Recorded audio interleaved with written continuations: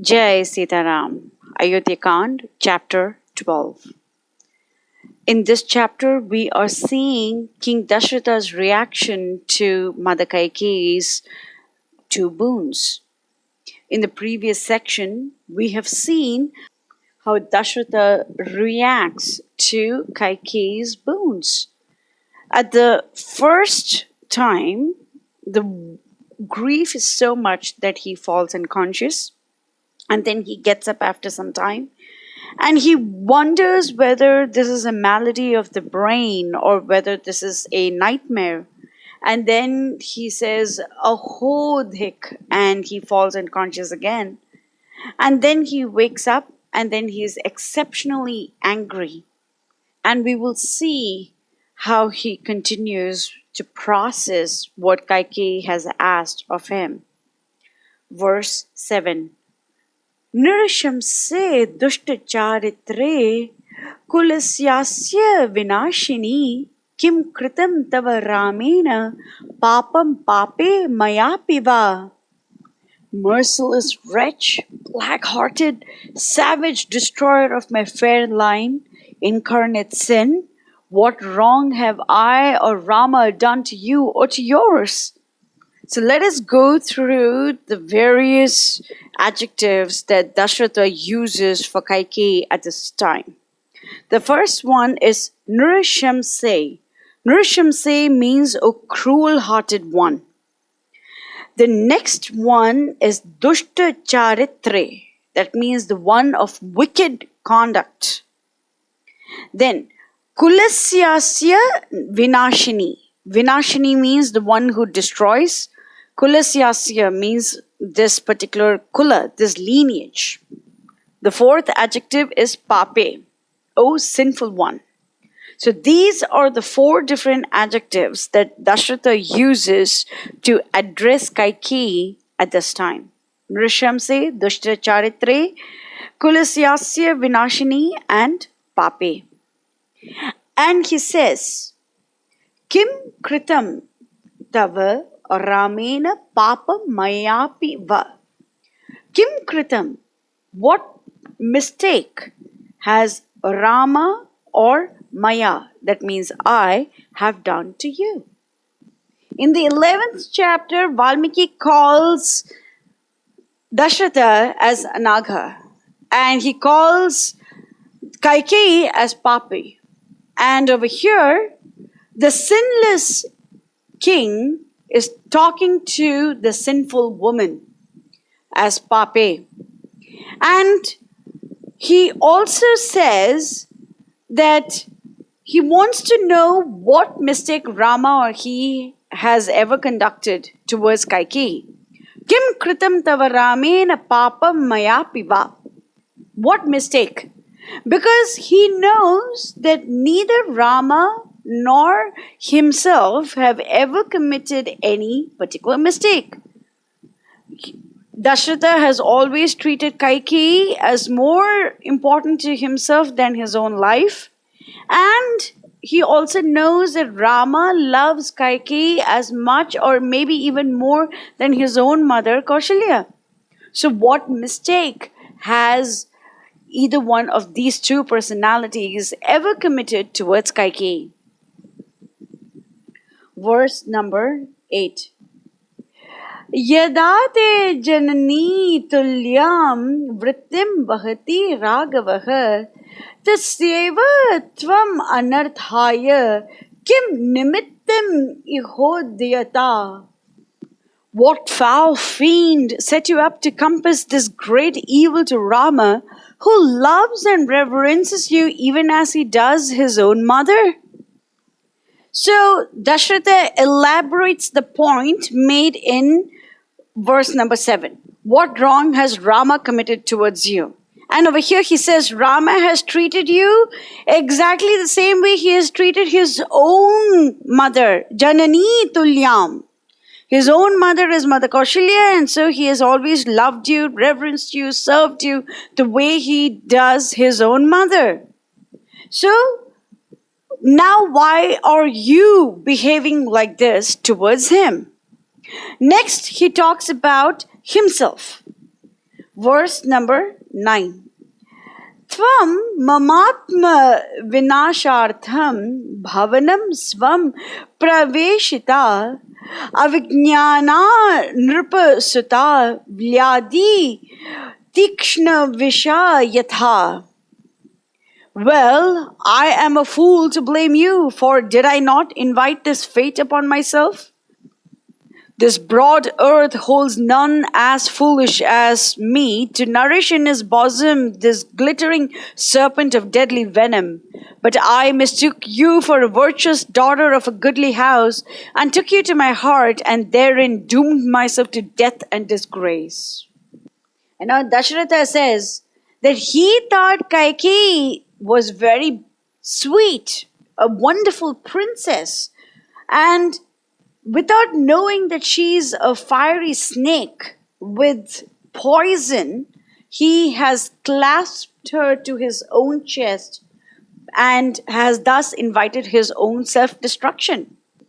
So, in Rama's case, Rama has loved and reverenced Kaikeyi, and now she is bent upon doing only anarthas. Tvam anarthaya kim? So she's bent upon doing only anarthas towards Lord Rama.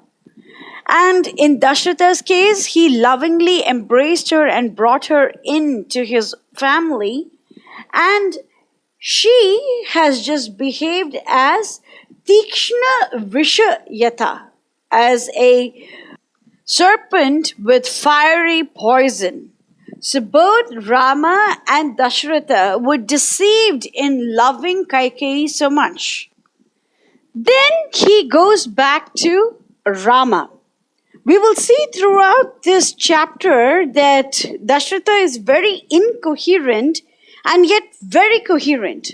So he jumps from one point to another because so many thoughts are bubbling into his heart at this time, and Rama is taking the foremost point, and he is trying to see various avenues that he can plunge into that will make Kaikeyi rescind her 2 wounds. And therefore, we can see that he jumps from one topic to another. He is very coherent in that topic, but then he strays off into another topic in the next verse. And right now he goes back to Rama. Verse number 10. Jiva loko yada sarvo ramasyaha gunastavam aparadham kim uddishya tikshyam ishtamaham sutam. The whole world proclaims with one voice the countless excellences of Rama. What fault, what crime shall I impute to him to justify his banishment? So, this is very important. Ramasyaha gunastavam jivaloka yada sarvo. Every single living entity. Jivaloko yada sarvo Ramasyaha gunastavam. They all sing the glories of Rama's divine transcendental qualities. And aparadam kam udishya. For what crime, for what offense, for what fault should I justify his banishment? The punishment should meet the crime. The punishment and crime cannot be unequivalent.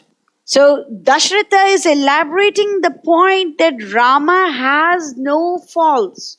So if Rama has no faults, why should he suffer punishment? It doesn't make any sense, because things have to go in a balance. Therefore, a crime has to be committed for a person to deserve a banishment and stay in a forest for 14 dreary years. But Rama has no faults. So why should he go to the forest? And then he doesn't say that I am saying that Rama has no faults. Because now some other person might say that every parent thinks the same thing about their child. But no, Dasaratha says, Jivaloko yada sarve.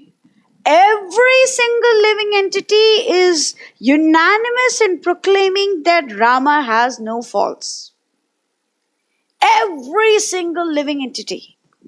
So when the person who's unanimously declared as perfect does not deserve to go to the forest, going to the forest is for major criminals. It is not meant for a person who has committed no crime at all.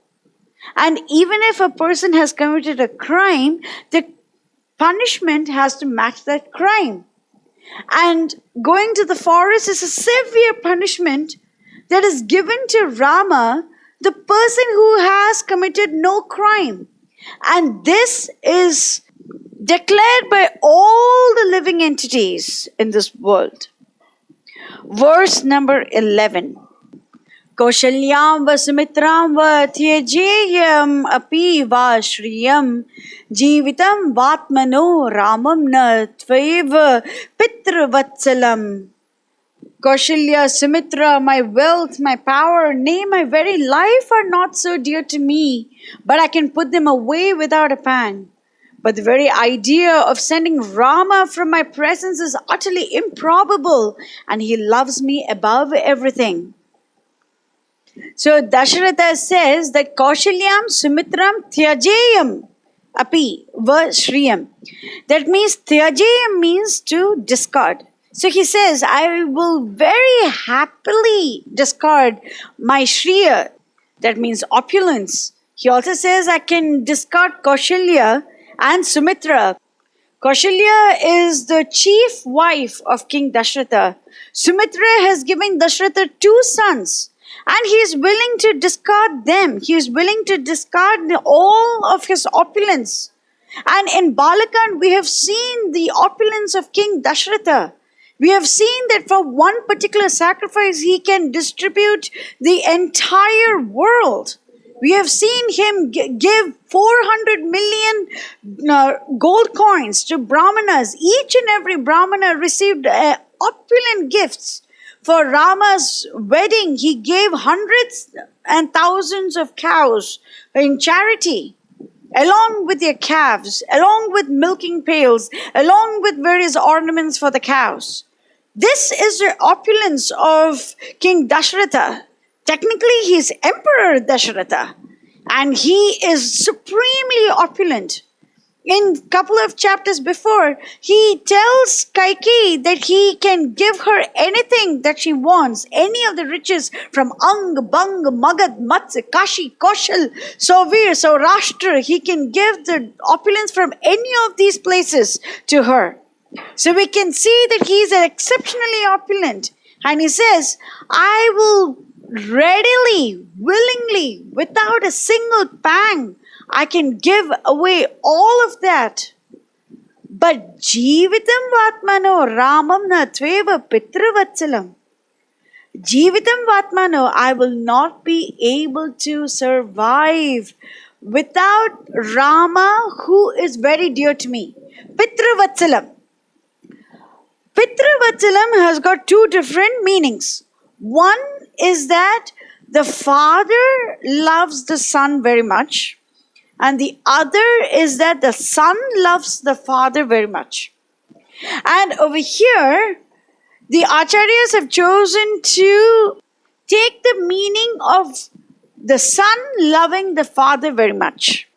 So here Valmiki is giving us a glimpse that Dasaratha cannot live without Rama, and Rama also loves Dasaratha very much. So, in Bhagavad Gita 4.11, Lord Krishna says, Ye yatha mam prapadyante tams tathaiva bhajami aham mama vartamanu vartante manushyaha partha sarvashaha. All of them, as they surrender unto me, I reward accordingly. Everyone follows my path in all respects, O son of Pritha. So Lord Krishna says the degree with which we approach him, to the same degree the Lord approaches us. So, this is very clearly indicated in this particular verse of Ayodhya Ch, wherein Dasaratha says that I love Rama so much that I cannot live without him. And in that same sentence, in that one word called Pitravatsalam, Valmiki has described Rama as a person who reciprocates such true devotion from King Dasaratha, that he too loves King Dasaratha just as much Dasaratha loves him. We will take a look at Dasaratha's heightened emotions in the next section as well. Jai Sitaram.